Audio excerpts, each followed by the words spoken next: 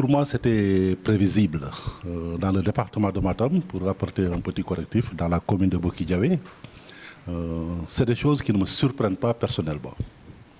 Quand j'ai appris ça, je l'ai déploré, parce que Khalil Ouaké, c'est un ami, c'est quelqu'un que je respecte beaucoup, de par son engagement à servir le président Macky Sall, à servir le parti. C'est quelqu'un que j'estime beaucoup. C'était déplorable, mais quand même, personnellement, je n'étais pas surpris. Très sincèrement. Oui, je ne suis pas surpris parce que quand on donne un pouvoir aussi exorbitant à un homme qui n'est même pas instruit, qui ne connaît rien de la politique, qui n'a existé que de par la bénédiction du président Macky Sall, ça ne peut que déboucher vers ces scènes de violence. Vous allez me dire de qui il s'agit-il. Je vais le citer nommément, c'est Farba Ngom.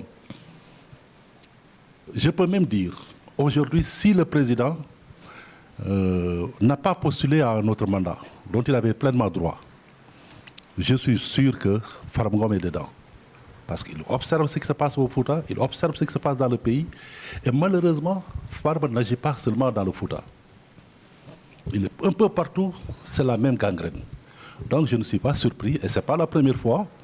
Rappelez-vous, il y a peut-être 1 à 2 mois de cela, il avait fait gazer des responsables qui avaient réussi une forte mobilisation pour soutenir la candidature d'Amadou Ba.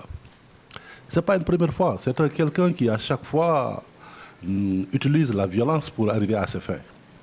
Et personnellement, j'ai reçu tellement d'émissaires, parce que j'ai des amis quand même dans son groupe qui me disent « Ouais, Souleymane, méfie-toi, Farba est sur toi, Farba va... » Mais quand même, Hadia, ça ne me surprend pas. Il faut que ça s'arrête.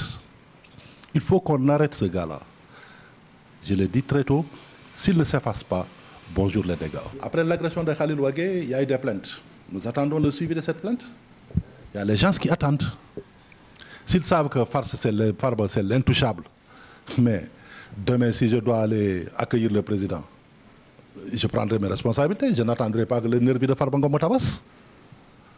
Un autre en fera de même, un autre en fera de même. Est-ce que ce sera une visite honorable pour le président Amadou Ba? Non. Il faut que toutes ces choses-là soient clarifiées, qu'il laisse la justice faire son travail. Que les gens voient que, oui, Farba n'est pas intouchable. Situer les responsabilités. Au moins, les gens auront un gain d'espoir.